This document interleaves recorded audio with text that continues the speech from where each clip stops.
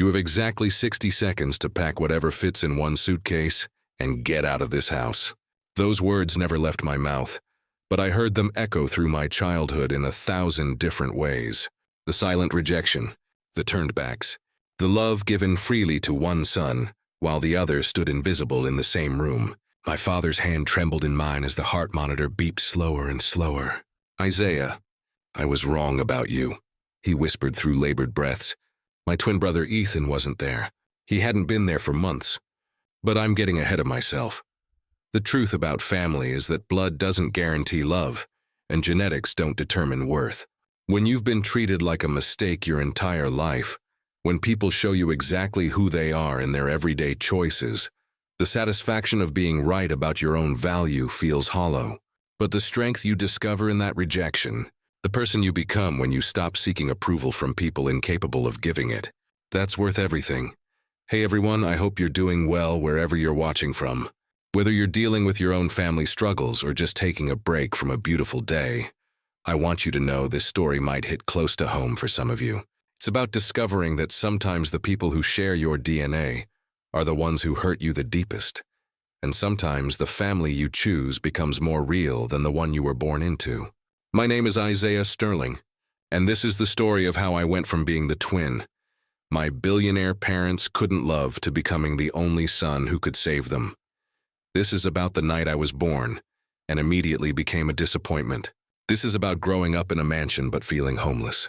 This is about two boys who shared a womb but lived in completely different worlds. And this is about the moment those worlds collided, when privilege met consequence, and when the son they ignored became their only hope. Picture this. October 15th, 1992. Manhattan Presbyterian Hospital, 11:47 p.m. The most expensive private maternity suite money could buy, overlooking Central Park, filled with orchids that cost more than most people's monthly rent. My mother, Catherine Sterling, gave birth to twin boys. First came Ethan at 11:47, perfect pink-white. The room erupted in celebration. Nurses cooed. My father, Richard, cried tears of joy. Cameras flashed for what would become dozens of announcements in society pages across the country. Then came me at 11:52. Perfect, healthy, black. The room went silent, not the happy silence of awe.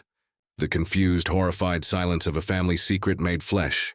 I can't remember it, obviously.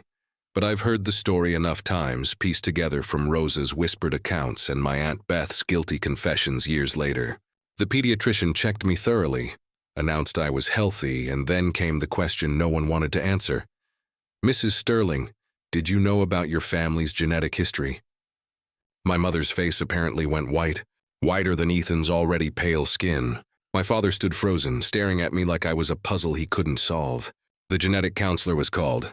Tests were ordered, and while they waited for confirmation of what they already knew in their hearts, I was placed in a bassinet on the far side of the room, while Ethan was held. Passed around, photographed, and adored. The explanation came within hours. I was Richard Sterling's biological son, no question. But Catherine's ancestry held a secret she'd spent her entire life hiding. Her maternal great-grandfather had been a black man in an era when such family history was buried, denied, erased from official records. Catherine had grown up being told she had Mediterranean ancestry. The lie had been maintained for generations, until dormant genes expressed themselves fully in one twin, while the other came out looking exactly like the family portrait they'd always imagined. I was the truth made visible, the family secret walking, breathing, crying in that hospital room.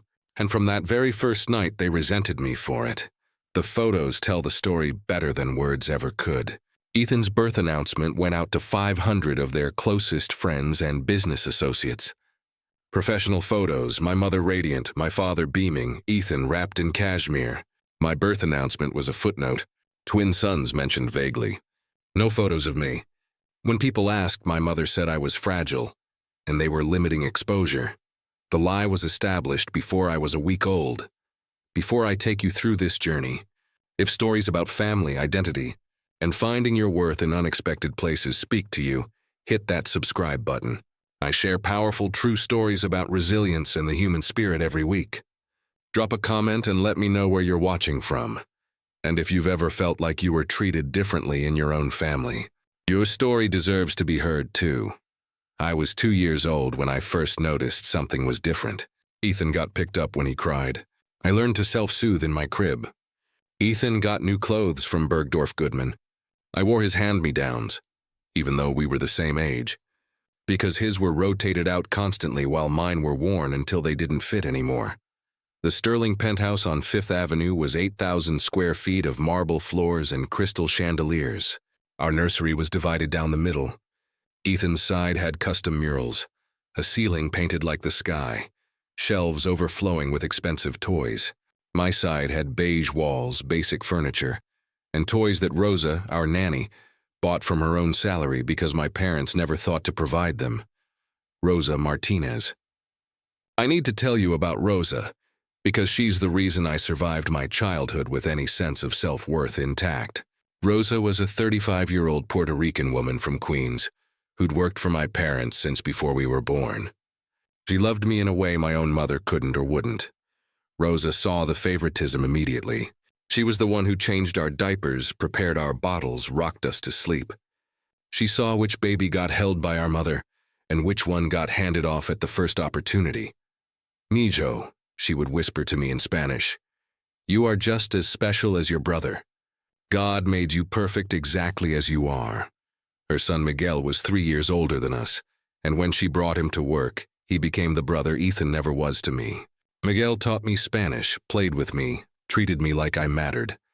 The Martinez family gave me something the Sterling family never could: unconditional love. By age 3, the patterns were set in stone. Ethan's birthday parties were elaborate affairs. Our third birthday was themed Ethan's Kingdom, held at the penthouse with 100 guests, professional entertainers, a custom cake. I was in the photos, technically, but always in the background, always slightly out of frame. The invitations read, celebrating Ethan's third birthday with no mention of twins. When guests asked about me, my mother would say, oh yes, that's his brother Isaiah, in the same tone you'd use to mention furniture. Rosa threw me my own small party in the kitchen with Miguel and a few children from the building staff. She made tres leches cake and sang to me in Spanish. I blew out 3 candles while she cried quiet tears she tried to hide. I was just happy someone remembered it was my birthday too. The questions started around age 4. Mommy, why does Ethan get more presents? She'd sigh, frustrated. You both get enough, Isaiah. Don't be greedy. But I could count. Ethan's pile was 3 times the size of mine. Daddy, why don't Grandma and Grandpa hug me? He'd look uncomfortable, change the subject, leave the room. The message was clear. Don't ask questions that require us to admit the truth. Ethan and I looked so different that strangers didn't believe we were related. He had straight blonde hair, blue eyes, pale skin. I had tight black curls, dark brown eyes, warm brown skin. As we grew, the physical differences became more pronounced, and so did the treatment. The private elementary school we attended was 95% white, old money, legacy admissions. Ethan fit right in. I was the exotic novelty, the token black kid that teachers went out of their way to be nice to because they were terrified of seeming racist. But that performative kindness made me feel more isolated. First grade was when I really understood. Parent-teacher conferences, school events, performances. Our parents attended everything Ethan did and almost nothing I did. He had a small part in the school play. They sat front row, brought flowers, took him to dinner. I had the lead in the spring concert, a solo I'd practiced for months. They didn't come. Rosa came instead, sat in the back and cheered louder than any other parent. When I asked my mother why she didn't come, she said they'd had a prior commitment. I found out years later they'd gone to a charity gala where Ethan was photographed with them. The gaslighting started early. When I'd point out the differences, I was told I was imagining things or being oversensitive or jealous. My father's favorite line was, "We love you both equally, Isaiah. You're just seeing what you want to see." But I wasn't imagining the designer clothes Ethan wore while I got basics from JCPenney. I wasn't imagining the ski trips and summer camps Ethan attended while I stayed home with Rosa. Second grade brought questions from other kids. Why is your brother white and you're not? Are you adopted? I didn't have good answers. I started telling people we were half-brothers. It was easier than the truth. I remember one incident vividly. We were 8 years old. Our class did presentations about our families. Ethan did his on the Sterling family business, brought in professional photos, talked about legacy and duty. The teacher praised him effusively. When it was my turn, I talked about Rosa and Miguel, about learning Spanish, about Sunday dinners in Queens. I brought in photos of us making arroz con gandules together. The teacher looked uncomfortable. After class, she suggested that, for future assignments about family, you might want to include your actual family. Isaiah. I tried to explain that the Martinez family felt more like my actual family, but she just patted my shoulder and said something about understanding blended families. She'd completely missed the point. That same year, Career Day happened. Richard Sterling came to talk about entrepreneurship. He brought Ethan to the front of the class, put his arm around him, said, "This is my son, the future of Sterling Industries." I was sitting in the third row. He never acknowledged me. After his presentation, a classmate asked, "Mr. Sterling, isn't that your other son?" Pointing at me, my father glanced my direction, paused awkwardly and said, "Oh yes, that's Isaiah too," before moving on. That night I asked Rosa why my father didn't love me. She held me while I cried and said, "Your father's blindness is not a reflection of your worth, mijo. Some people can't see beauty that doesn't look like them." I didn't fully understand then. I do now. The 8th birthday party was the breaking point. The party was enormous, held at the penthouse, planned for months. The theme was Ethan's Kingdom, with castle decorations, knights, a throne cake. 200 guests, media coverage, and in all the planning they forgot it was my birthday too. The invitations said, "Celebrating Ethan." The cake had his name only. The decorations were his favorite colors. When guests arrived, they brought gifts for Ethan and maybe an afterthought present for me. I spent most of the party in the kitchen with Rosa. She'd made me my own small tres leches cake. She sang Las Mañanitas while I cried. Not because it was hurtful, but because I'd finally understood something fundamental. My parents were never going to change. This was who they were. Miguel came to the kitchen, took me up to the roof. We laid on our backs looking at stars. "You know what makes you better than Ethan?" Miguel said. "You actually care about people. You notice when someone's sad. You share your lunch with kids who forget theirs. That matters more than money." I was 8 years old, lying on a rooftop with my real brother, and I realized I didn't need my parents' love to be worthy of love.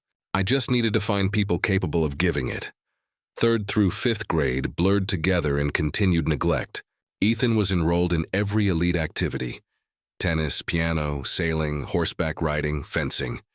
He had tutors for every subject, even though his grades were mediocre. I wasn't enrolled in anything. When I asked why, I was told activities were very expensive and, "We can't afford everything for both of you." This from a family worth over $2 billion. So I found my own activities. I got a paper route at age 9, paid for youth basketball at the community center in Queens. I volunteered at the library, shelving books in exchange for unlimited checkouts. I taught myself chess with a board Rosa bought from a thrift store. My grades were excellent, straight A's without tutors. Ethan's grades were B's and C's despite constant help. But when report cards came out, my parents celebrated Ethan's B+, like he'd won a prize, and glanced at my straight A's with, "That's nice, Isaiah." By age 11, I'd stopped expecting anything from them. I had Rosa and Miguel. I had teachers who noticed when I excelled. I had Mrs. Chen, the librarian, who saved books for me. I had Coach Williams, who saw my basketball potential. I was building my own life, separate from the Sterling name. Ethan was becoming more difficult.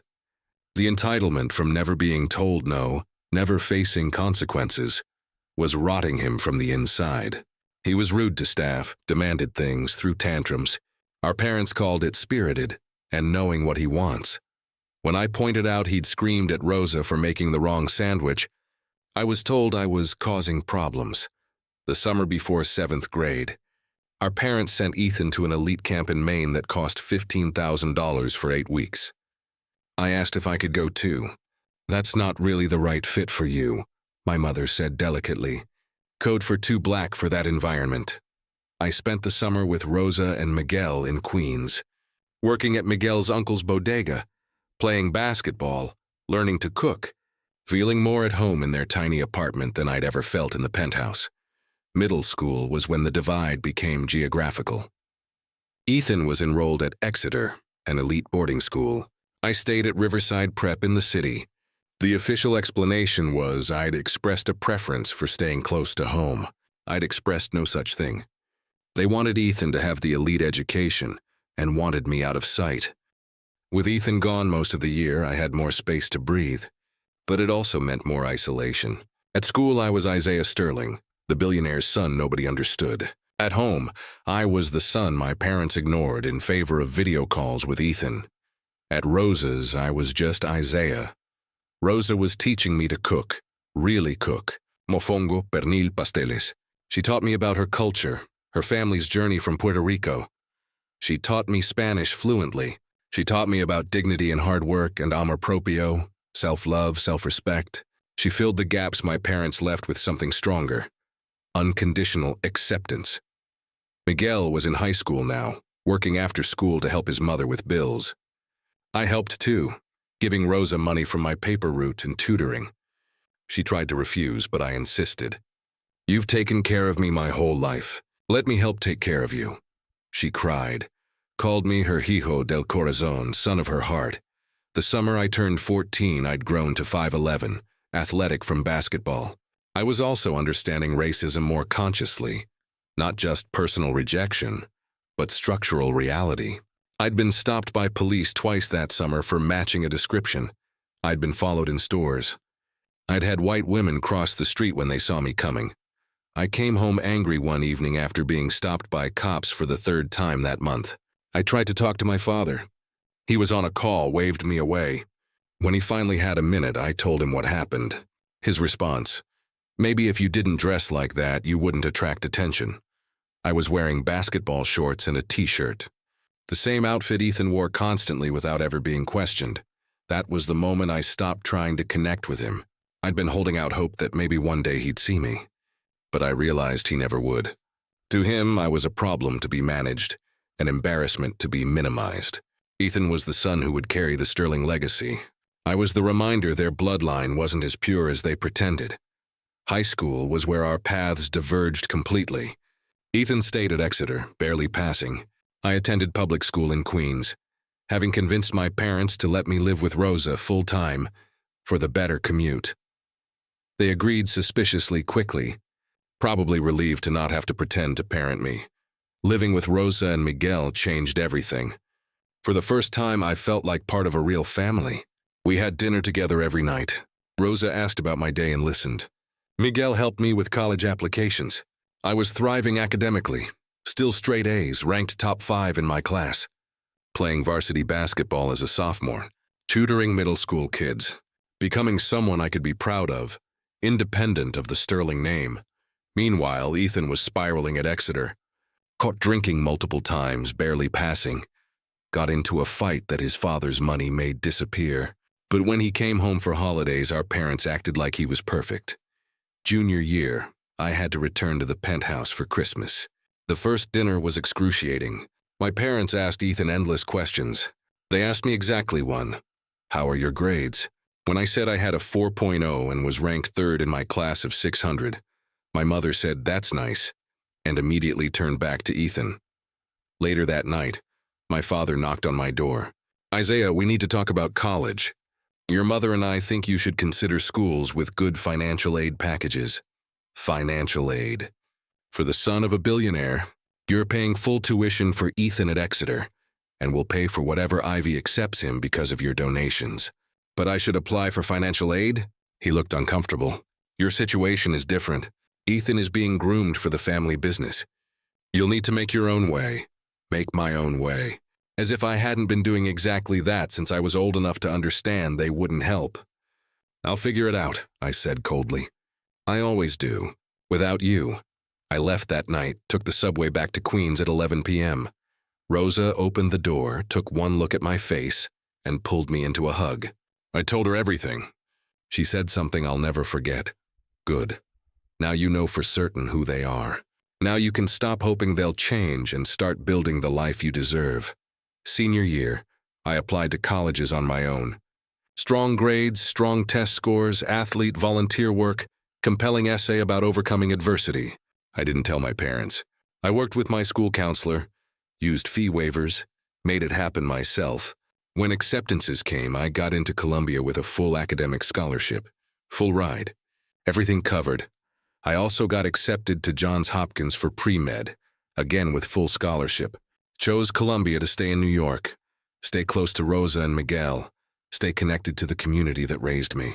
I graduated third in my class, won awards for academic excellence and community service. My parents didn't attend. They were at Ethan's graduation at Exeter, watching him barely graduate with a 2.8 and get into Yale solely because of Richard Sterling's donations. Rosa, Miguel, and 20 people from Queens attended my graduation.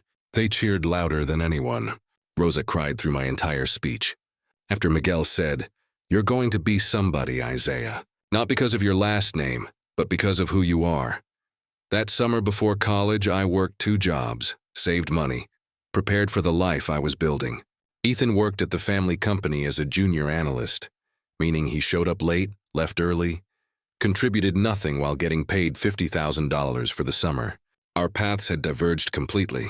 He was coasting on privilege. I was grinding to create opportunity.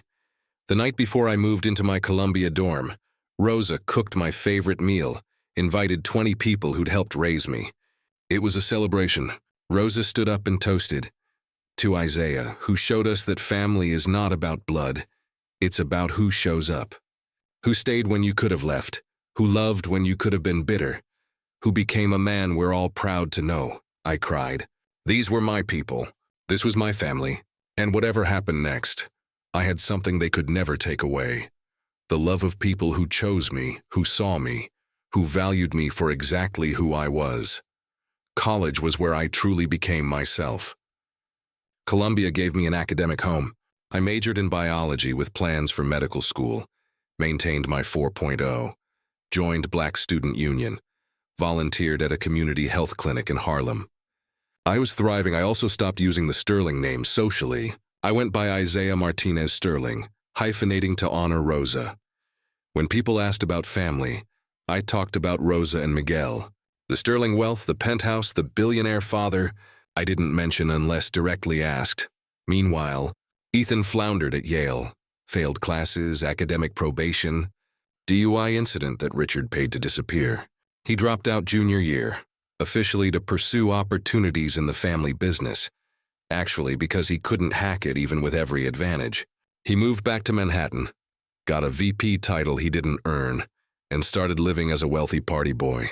I saw him maybe twice a year, always awkward. We had nothing to say to each other. He'd gained weight, lost his athletics, had the soft look of someone who'd never struggled. I'd filled out with muscle from basketball and working out. We looked even less like brothers than his children. The last real conversation was Christmas of my junior year. He was drunk by 2 p.m., slurring through stories about clubs and girls. I was telling Rosa about my research position and medical school applications. He interrupted, "Must be nice playing doctor while the rest of us actually work." I laughed. "Ethan, you've never worked a day in your life. You show up to an office where daddy gave you a title and accomplished nothing. That's not work. That's an allowance with a business card." He got angry, started yelling about how I was jealous, always jealous that he was the real son and I was just the mistake. "You're right," I said calmly. "You're the real son. The one they destroyed by never making you earn anything. Look at yourself. You're 23 with nothing to show except a last name. I'm the mistake and I'm thriving. What does that say?" He tried to hit me, actually threw a punch. I dodged easily, basketball reflexes. My father rushed in, pulled Ethan away, then turned to me. "Isaiah, I think you should leave." Not to Ethan, to me. No consequences for his drunken violence, just remove the son who told the truth. I left, went back to my dorm, and made a decision. I was done with the Sterling family entirely. No more obligatory visits, no more hoping for acknowledgement. I was free. Medical school applications went out that spring. I got into Hopkins, Columbia, Penn, every school I applied to. Full funding for Hopkins through competitive scholarship. I chose Hopkins in Baltimore. A fresh start, complete independence. Rosa cried happy tears. Miguel threw me a party, 200 people celebrating. My parents sent a card. Just a card. Congratulations on your acceptance. No money, no visit, no real acknowledgement. Ethan didn't even do that. I didn't care anymore. Their absence didn't hurt because I'd filled my life with people whose presence mattered. The next 4 years were medical school intensity. I loved every bit.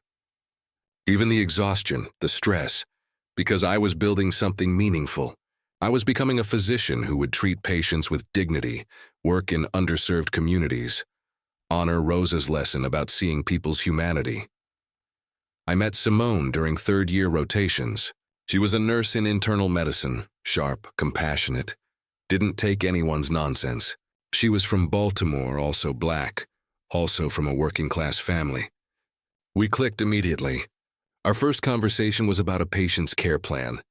Our second about systemic racism in healthcare. Our third over 2 a.m. coffee where we talked for 3 hours about everything. She knew about my family but didn't care. "You're not your parents," she said.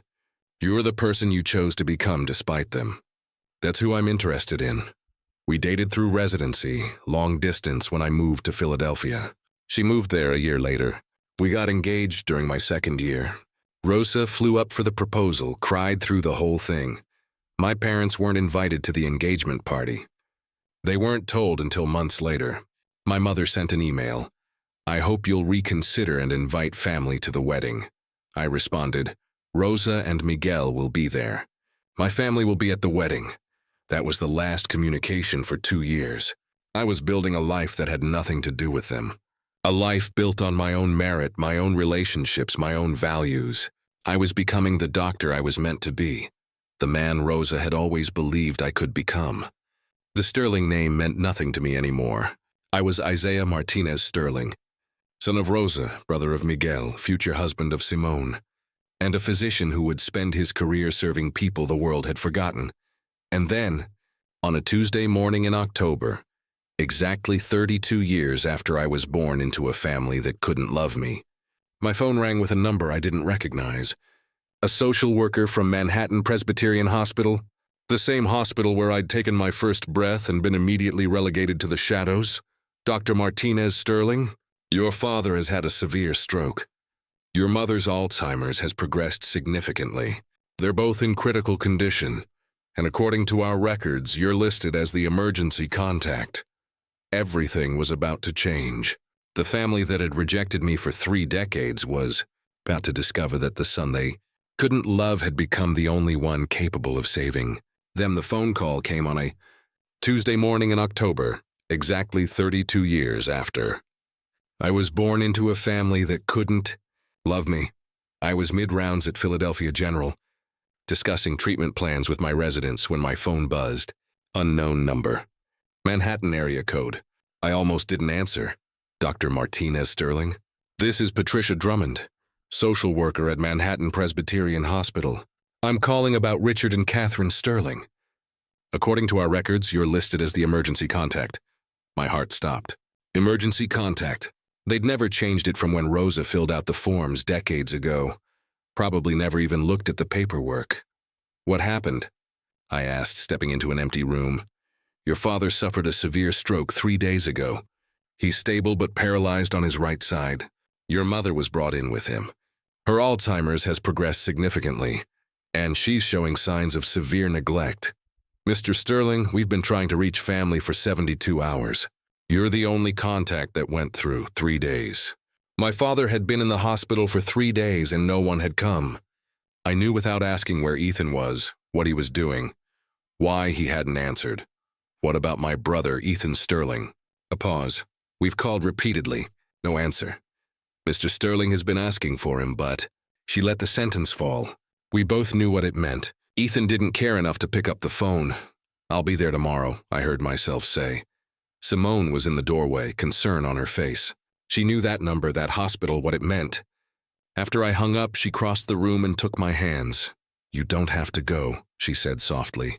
"They never treated you like family, Isaiah." "I know," I said. "But I'm not them." That night I couldn't sleep. Simone held me while 32 years of rejection unspooled in my chest. Being the invisible twin in a house with a view of Central Park, Learning early that blood doesn't guarantee love, and genetics don't define worth. Friends and colleagues said the same thing when I told them. Why help them? They don't deserve it, they were right. And still, at 3 a.m., I remembered something Rosa told me when I was 16, after a holiday where they forgot my birthday again. Misho, you don't do the right thing because people deserve it. You do it because you deserve to be the person you are. You deserve to look in the mirror and see someone who chose love over hate, grace over bitterness. That's not for them. That's for you. At 6 a.m., I called Rosa. She was 68 now, retired, living with Miguel's family. Sleep in her voice evaporated when she heard mine. They're sick, Rosa, really sick. Ethan won't answer. What are you going to do, Hijo? I don't know. Part of me wants to let them face the consequences of what they made. And the other part? The other part remembers being 8, crying in your kitchen because they forgot me. You told me I didn't have to become what they made me feel like. Rosa was quiet. You're a doctor. You took an oath. These aren't just patients, Rosa. They're the 2 people who spent 32 years making sure I knew I wasn't enough. I know, she said, voice thick. I watched it. I watched them break your heart 1,000 times. But I also watched you become the most beautiful man I know, despite them. So tell me, what does that man do now? I started crying. He helps them. Not for them. For the little boy who wanted his father to see him. He needs to know he didn't become small. Then you have your answer, she said. Do it for that little boy. The next morning, Simone and I took the 6 a.m. train to New York. You're not doing this alone, she said.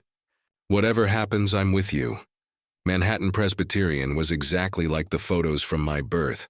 Massive, polished, a place where the rich come to be sick in comfort. Patricia met us in the lobby, a black woman in her 50s with kind eyes that had seen too much. Thank you for coming, she said. The situation is worse than I explained. In a private room, she laid out the reality. My father. Massive stroke, left brain damage, right side paralysis. Months of intensive rehab, maybe years. Never a full recovery. My mother. Alzheimer's stage 6, good days and bad, but the direction only one way. Then the other blow, the money was gone. Ethan had power of attorney for 3 years. He drained accounts, mortgaged properties, emptied trusts to fund gambling and a lifestyle that photographed well and rotted everything else. The penthouse was in foreclosure, the company bankrupt, maybe $50,000 left. Insurance lapsed. Medicare would cover basics, but the care they needed would cost $35,000 a month. Minimum. Where are they now? I asked. Your father's in a shared room on the general medicine floor, she said. Your mother is in the psychiatric wing. She became combative. They've both been asking for Ethan. Of course they had. Even now, even after everything. They wanted the son who'd abandoned them, not the one who showed up. Simone squeezed my hand. Do you want me to come? Not yet. I need to see them alone. On the 7th floor, my father looked small, old, fragile, staring at the ceiling.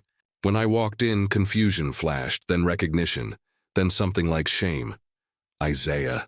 His voice was weak, slurred. Hi, Dad. Where's Ethan? Of course. Not thank you for coming. Not I didn't expect to see you. Just the name of the son he'd chosen. I don't know, I said. I'm here, though. He worked at words that wouldn't come. Finally, why, are you here? Because you're my father. Tears slipped from the working side of his face. I wasn't a father. To you, I know. Ethan won't answer. I know that too. Before I left, he managed one more sentence. I chose wrong. My mother was in a memory care room, soft walls, no edges, a nurse coaxing her to eat. No, I have to get ready. Ethan's friends are coming, she cried, trapped in an endless loop of parties for a son who never learned gratitude. I stood in the doorway, staring at the woman who gave birth to me but never mothered me. The nurse saw my face. Are you family? I'm her son. My mother's head snapped toward my voice. For a moment, her eyes cleared. Isaiah? Hi, Mom. She stared, working through fog, then her face crumpled. You're the one I didn't love right. I sat beside her. Mom, it's okay. No, it's not. She gripped my hand with surprising strength, fighting to hold lucidity. I was ashamed. My father was black. I hid it. Her breath hitched. You were the proof I couldn't hide. I punished you for my shame. I know. I need to tell Ethan. I need to. And the moment slipped away. She returned to the loop, planning imaginary parties and asking for Ethan. I stayed an hour while she cycled through confusion and clarity until the nurse medicated her. In the cafeteria, Simone pulled me into a hug. How bad? Worse, Dad can barely speak. Mom doesn't know the decade. And they both want Ethan. What are you going to do? I don't know. Part of me wants to walk away, let consequences do what love never did. But you won't, she said gently. But I won't. CTA. I know this is heavy. If this story already made you feel something real, hit like. And in the comments tell me, have you ever had to choose between justice and mercy? Between what someone deserved and what you could live with? If you're new here, subscribe. These are stories about choosing character over revenge, about breaking cycles without becoming a doormat. The next week blurred. Medical decisions, legal meetings, voicemail after voicemail to Ethan. I took leave from Philadelphia General, moved into a hotel, became their caregiver by default. Reality was brutal. My father needed PT, OT, speech therapy. My mother needed memory care. Neither had insurance. The $50,000 remaining would cover 6 weeks if we were lucky. I asked the financial counselor for options. She was blunt. Without insurance or family support, they'd be discharged to whatever Medicaid facility had a bed. I'd trained in those places. Understaffed, minimal therapy, people warehoused until death. What would appropriate care cost? I asked for both. A top rehab for your father and quality memory care for your mother? About $35,000 a month. Simone's hand found mine under the table. I'll cover it, I said. The counselor blinked. That's a significant commitment. I couldn't be certain of anything except this. I had to be able to look in the mirror. I'm certain. Please place them in the best facilities you can. I'll handle the costs. We walked through Central Park afterward. The same skyline that framed my invisibility as a child. That's our entire savings, Simone said. Our house fund. Your retirement, I know. You don't owe them this, I know that too. But if I don't do it, I'll always wonder if I became what they tried to make me feel like. Small. She stopped and faced me. You're the best man I know. Do it for the right reasons. But promise me something. Anything. Promise this won't destroy you. Helping them and being consumed by them are not the same. I promise. I liquidated investments. My father moved to Riverside Rehabilitation, one of the best stroke programs in the city. My mother went to Meadowbrook Memory Care. Then I went looking for Ethan. Through social media, I found him in Miami, renting a mansion, posting boats and parties. 18 unanswered calls later, he finally picked up. What? He snapped. It's Isaiah. Dad had a stroke. Mom's Alzheimer's is severe. They've been hospitalized 2 weeks. Silence. Then so? So they're your parents too. They need help. They have you now, right? The perfect son. You handle it. You drained their accounts. The least you can do is show up, he laughed. I didn't steal anything. That money was always meant for me. Dad made me POA because I'm the real son. If he's broke now, that's his problem. You're pathetic, I said, calm and cold. They chose you for 32 years. The second they needed you, you vanished. And you spent 32 years being jealous, he sneered. Now you get to be the hero, congrats. You finally matter to them. Took them being half dead to get there. He hung up. I stood shaking, not with rage for my parents, but grief for the brother I never had. The bond poisoned on day one. Over 3 months, I became my parents' everything. I visited my father 5 days a week. PT was punishing. He cried. He wanted to quit. I pushed. Not because I'd forgiven him, but because I was a doctor and he was my patient. Slowly, painfully, he improved. Fingers twitching, words forming, spoon to mouth, wheelchair to walker. Therapists called it remarkable. I called it the bare minimum he needed to have a life. Our conversations were awkward. Shame met caution, then softened. Tell me. About medical school, he said one afternoon between sessions.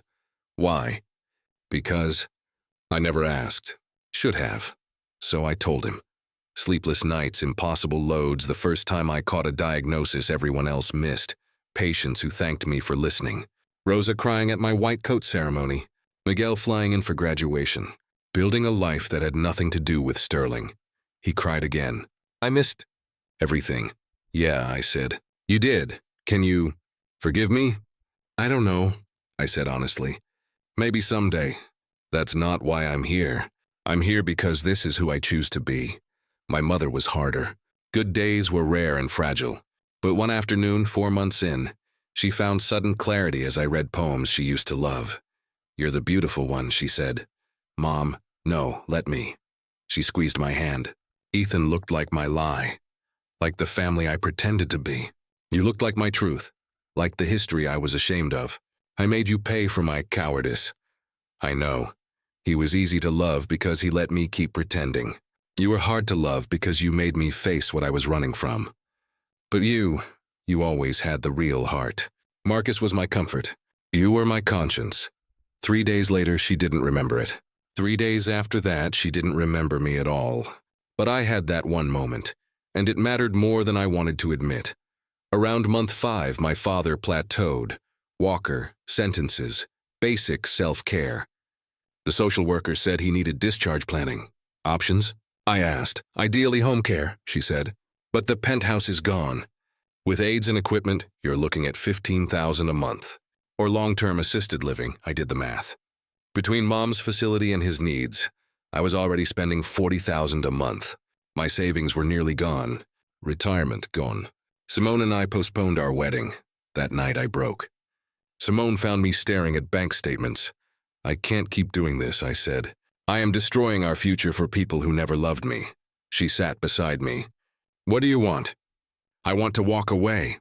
Then walk, she said gently. No one would blame you. You've already done more than anyone expected. But that little boy, I whispered. He'd always wonder if I became as small as they made me feel. Then we figure it out, she said. Together. The next morning I found a modest 2-bedroom in Queens near Rosa. I arranged home health aides through Medicare and paid for the rest out of pocket. Moved my father in, set up a hospital bed, a lift, equipment, schedules. This isn't the penthouse, he said, looking around. The penthouse is gone, I said. Ethan took everything. This is what I can afford. Why are you doing this?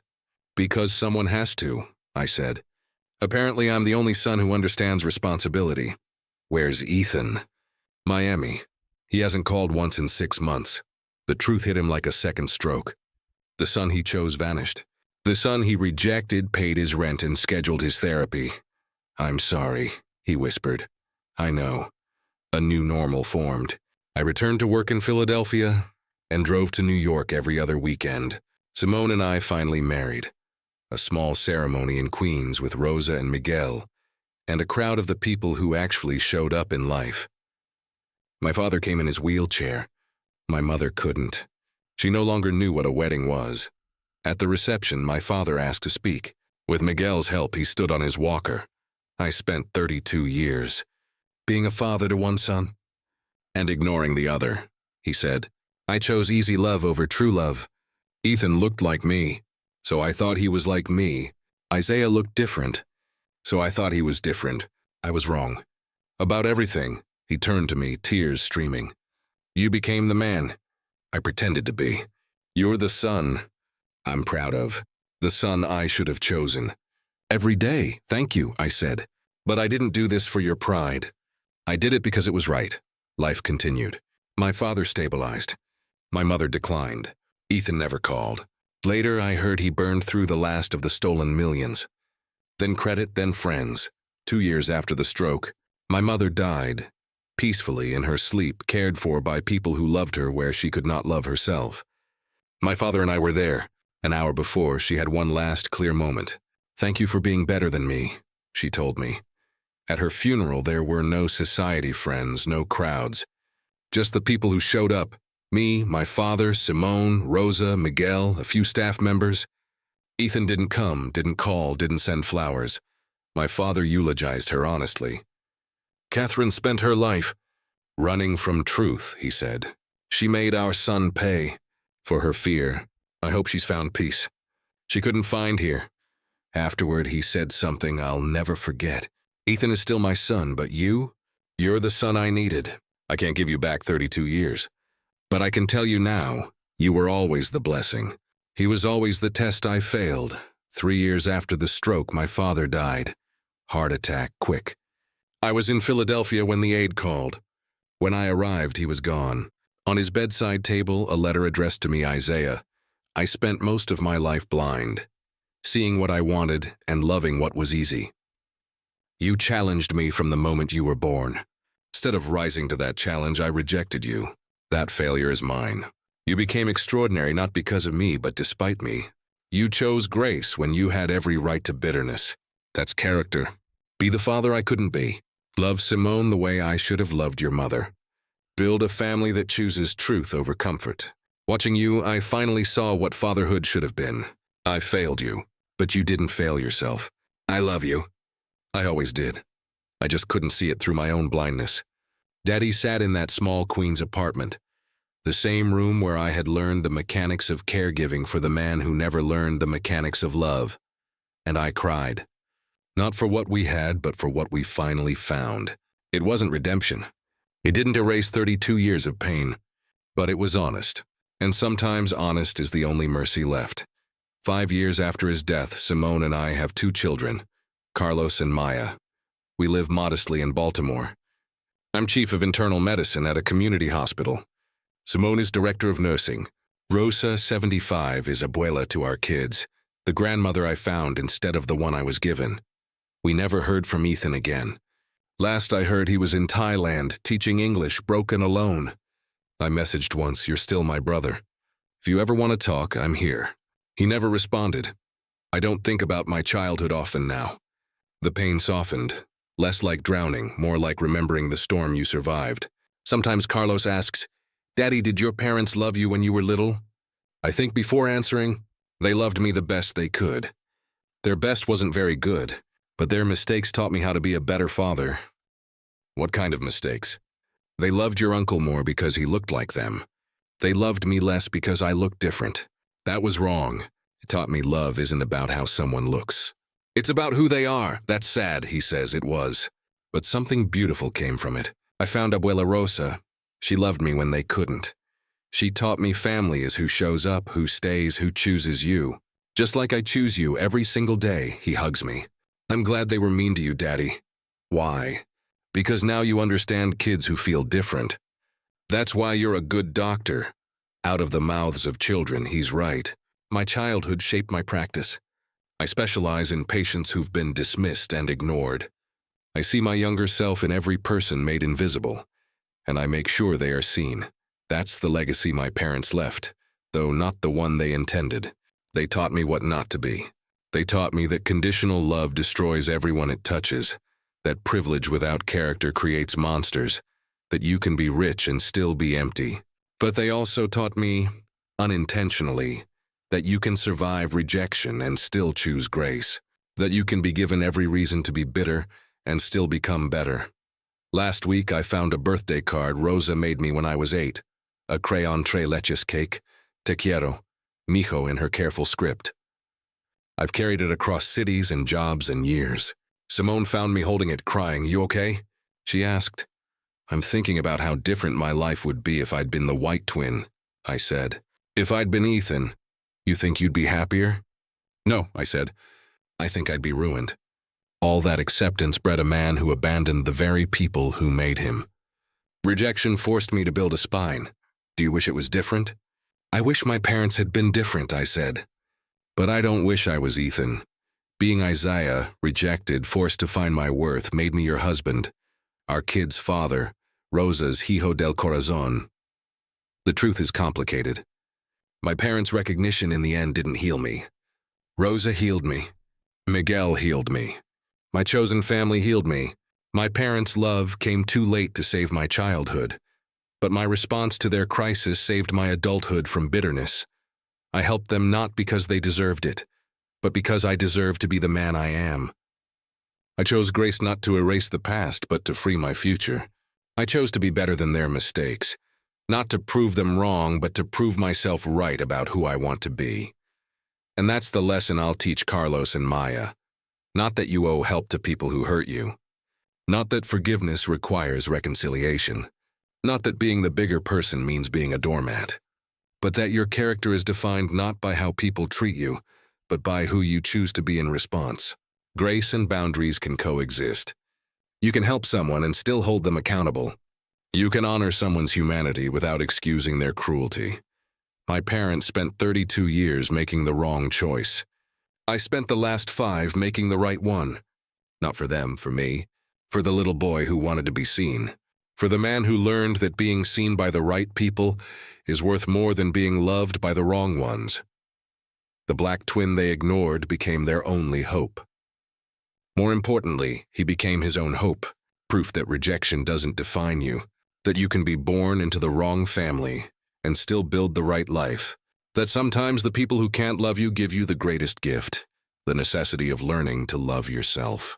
If you've ever been the second choice, the afterthought, or made to feel like not enough, drop a comment and tell me where you're watching from. Share this with someone deciding between justice and mercy. And if this story helped you breathe a little easier, subscribe. We tell true stories here, about grace with boundaries, about strength without hardness, about building the family you deserve.